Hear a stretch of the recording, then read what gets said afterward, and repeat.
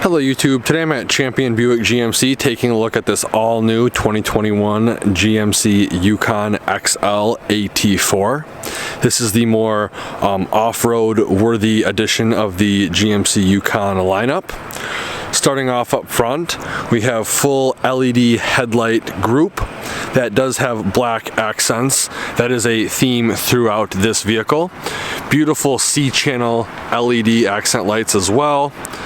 Parking sensors seamlessly integrated into the bottom portion of the bumper. Very cool red tow recovery hooks. This vehicle does have the 360-degree camera system, so your front-facing camera is right here.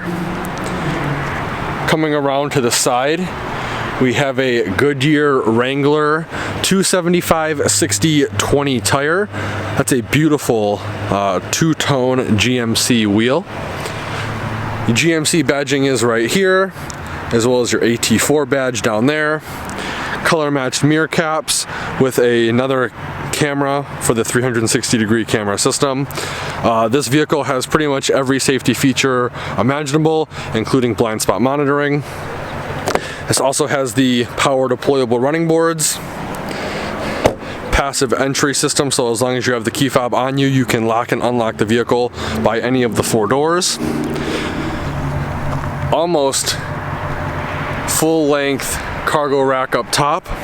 Again, this is the Yukon XL, so this is more comparable to the Suburban, and they still offer it in the AT4 off-road package, which is very cool. Coming around to the back, we have your full LED tail lights. Again, we have this kind of brushed looking trim throughout. Parking sensors integrated into the bottom portion of the bumper. Right here is where your trailer tow hitch would be. This glass piece does still open independently from the whole thing. We have your backup camera right here, AT4 badging, as well as your Yukon badging. Coming around to this side, we have your capless fuel fill port right there. Black accenting trim throughout. This traditionally would be chrome. Again, yet another camera. Very, very cool looking vehicle. I love this white on the black accents, and the AT4 front end just looks so dang aggressive. Let's take a closer look at the interior. So starting off on the left hand side of the steering wheel, we have a 2-seat memory system right here. All of your window controls. The driver and passenger windows are automatic up and down. We have all of your mirror controls right here, including the power mirror folding option. Over here we have what I like to call the command center. It's got pretty much every button you'll need to work the vehicle. You got your parking brake right here, lane keep assist, traction control off, parking sensors off, they are on by default. This being an AT4, it does have the hill descent control. Automatic start stop off, it is on by default. And then the power plug for the two 120 volt 400 watt power outlets. Down here we have your push button transfer case. We have auto, 2 high, 4 low, and then the mode selector dial for different terrain modes, as well as sport mode and tow haul mode. This vehicle also has adjustable air suspension, so I can raise and lower the vehicle by pushing a button and then flicking the rotary dial to where I want to go. Right now I am going to maximum ground clearance, or I need to switch into 4 low for that first. Never mind. To the right of that, we've got the dimmer switch for the cluster right here, and then the rotary dial for the exterior lighting of the vehicle. To the right of that, we have your integrated trailer brake control, as well as a power tilt and telescoping steering wheel. Right here we have the heads-up display control buttons. Let's see if you can see that. You can control the brightness, how high or how low the display is on the windshield, and then you can also control what you're monitoring. So right now we are in the miles per hour setting. This is the collision avoidance gap adjustment setting, map setting, and then off-road setting, which I particularly like because it has pitch and roll of the vehicle. Coming back to the dash, beautiful leather wrap dash. I would say a solid 95% of this dashboard is leather, very soft. Coming to the instrument cluster, we have your tachometer on the left, speedometer on the right, and a beautiful LCD display in the middle. Fully customizable gauges as well, depending on what drive mode you're in. Steering wheel has this beautiful leather wrap on it with this kind of bronze looking stitch, which continues throughout the vehicle onto the seats, which I will show you in a second. Right here we have all the cruise control buttons for the vehicle, as well as your heated steering wheel button, indicated by an amber LED light. And then your collision avoidance gap adjustment buttons are right here. Over on this side we have your hands-free call buttons, as well as the control pad for the center LCD display. Moving left and right is easy. Moving up and down is easy as well, but they're not actual buttons. You have to use the scroll wheel, as you can see. And then once you're on what you want to monitor, to click something or select something, you just push the wheel in. Coming up over here, we have your push button gear selection, park, pull for reverse, which opens up the 360-degree camera system, push for neutral, pull for drive, push for low, and then you have your manual plus and minus shifting. So very cool. Then you have your push button start right here, kind of out of the way. And that brings us to this beautiful LCD display. Very high resolution, very responsive, does have a 4G LTE connection, as well as Apple CarPlay and Android Auto. You can control the climate from here, which is very cool. Many camera monitoring area. You can control all of the cameras of the vehicle, which is this is a very cool feature for off-roading as well.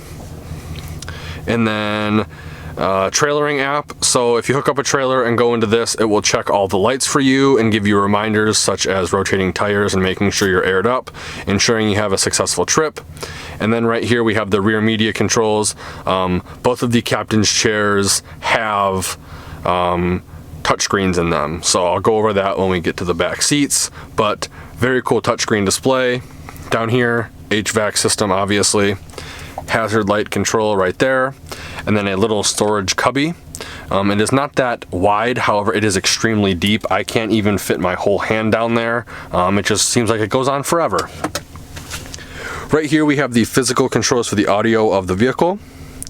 Right here we have the dual zone climate control. Under that we have your heated and ventilated driver and passenger seats. Something I love that GM does is they offer the option to just have the seat back being heated. In the middle we have the rear climate on off, and then we have the rear climate control button, giving the rear passengers access to their own climate. Under that we have a USB-C, USB port, and 12-volt outlet. Wireless charging mat is right there. 2 cup holders. Very nice leather wrapped center armrest with cutout for smartphone storage. Lift up on that, giving us access to an LED lit storage bin with removable tray, as well as a SD card reader, USB-C, and a USB port. Here's another look at the AT4 seats in this vehicle with that kind of tan bronze looking trim. Glove box is right here. It is pretty nice size for this size of vehicle. Coming up top to the vanity, it is LED lit for passenger as well as your driver. Up top here, if it'll focus because the light wash out, 3-door universal garage remote. This controls the dome map lights when the doors of the vehicle are open. These 2 buttons control the captain's chairs in the upright position. This controls how far the tailgate or trunk will open. Right now it's in the max configuration, 3/4 of the way open and then off. When it's in the off position, you have to physically go to the back of the vehicle and open it yourself all the way. Because this has the twin pane panoramic sunroof, all of your sunroof buttons are right here. We have your slide, your tilt, and then the actual shade right here. In front of that we have your SOS OnStar buttons, and then your auto dimming rear view mirror. So overall, very nice interior. I love the amount of leather on this thing. I love the soft touch materials. This just feels so comfortable. With that being said, let's take a look at the back and see how much legroom we have. So before I get in, I want to point out, if you don't want to get in through this little center area, you can actually fold these seats down on both sides. You're going to pull this, seat's going to go forward. You're going to pull this, the seat back is going to fall forward. And then there's a little drawstring right here you're going to pull, and then the whole seat will flip upwards. But for right now, I'm just going to sit in it normally, and I'll show you how to do that when I get into the third row.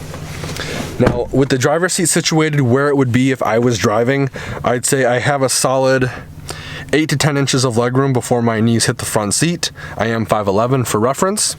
You do have storage in the form of pouches behind both driver and passenger seats. 2 cup holders with a cutout for a tablet. Rear climate control is all right here, as well as your heated captain's chairs. Under that, you have a USB-C for both captain's chairs, as well as an HDMI for both captain's chairs as well.